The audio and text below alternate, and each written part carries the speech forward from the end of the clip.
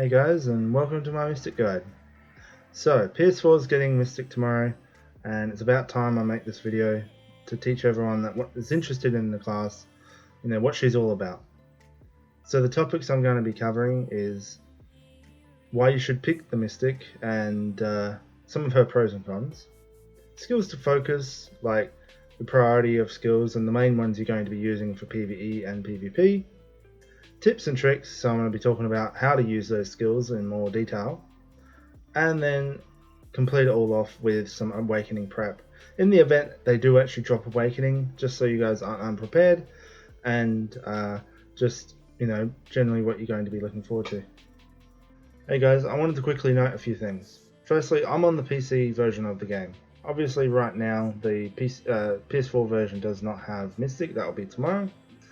And I did spend most of my time playing PC, so that's pretty much where I have all my characters built up. I do play PS4, as you can probably tell from my other videos, but I just wanted to note that. Secondly, my experience as a Mystic. Mystic has been my main for the majority of my BDO career, if you recall that. As you can see, I got her to 62, and my goal was to get to 63, but that was before I gave Ninja a try, and I'm sorry, but I ended up liking him and playing him as my main. So just an example is right now, this is my current gear on her. It's mostly just surplus gear and life skilling gear, because I mostly use her to life skill these days. But as you can see, I still got my tech Kodum, but my other weapons are a bit broken. This is mainly because I've been going for pen and failing. But as I can just pop it up over here, I do have my ninja's gear all working perfectly, and I could easily swap over the weapons, the armor and the accessories, and all I'd need to do is get the Mystic's weapons back up to 10, which wouldn't be too much trouble, and I could easily play her as my main again. So Mystic is the female version of the Striker.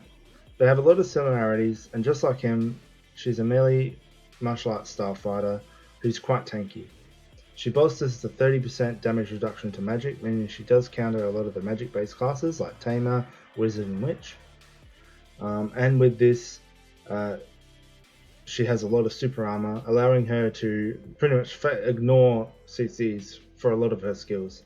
If you're not sure what a super armor is, it's pretty much a modifier added to your skill that allows you to not get stunned, other than grabs.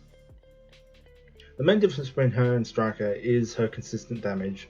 Unlike the Striker, who has some big burst damage on some of his skills, allowing him to blow people up if he gets them off, her damage throughout almost all her skill set is fairly consistent, and apart from a few notable skills.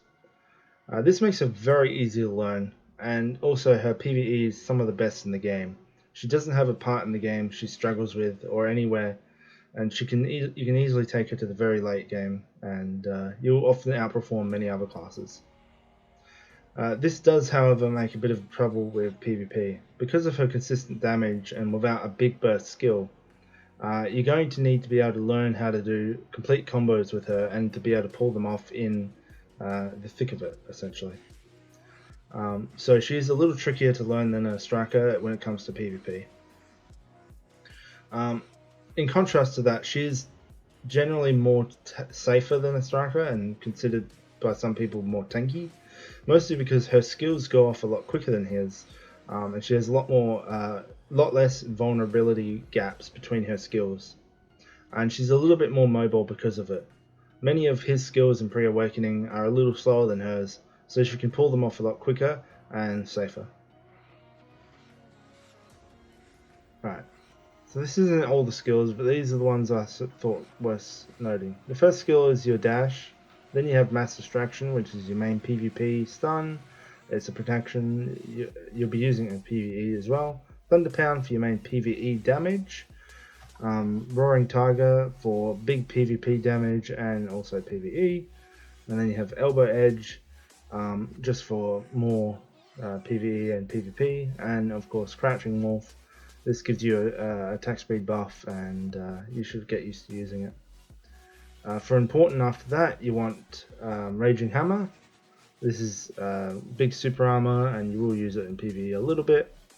mostly in PvP for like extending super armor. Adamant, which is used for combos. Twisted Collision for other for your super armor and stunning. Finally, we have Skyrammer, which is going to be your stun when you are in Twisted Collision, and also Wolf Frenzy, which is going to be able to get you up and close for people.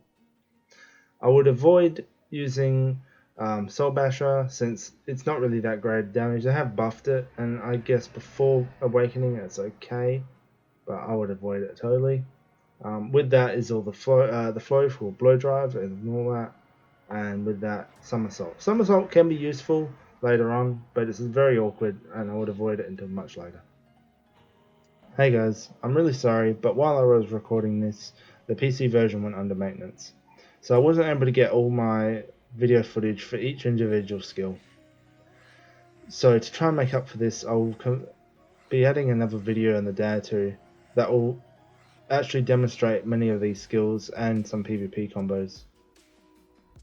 On top of this, I'll also include some of the Awakening part of the guide, and hopefully this will make up for it. If you're still listening, thank you for supporting me. Yeah. Yeah. Yeah.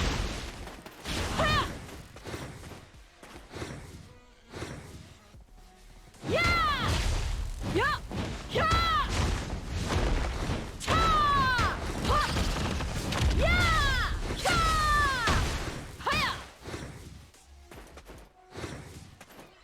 Huh.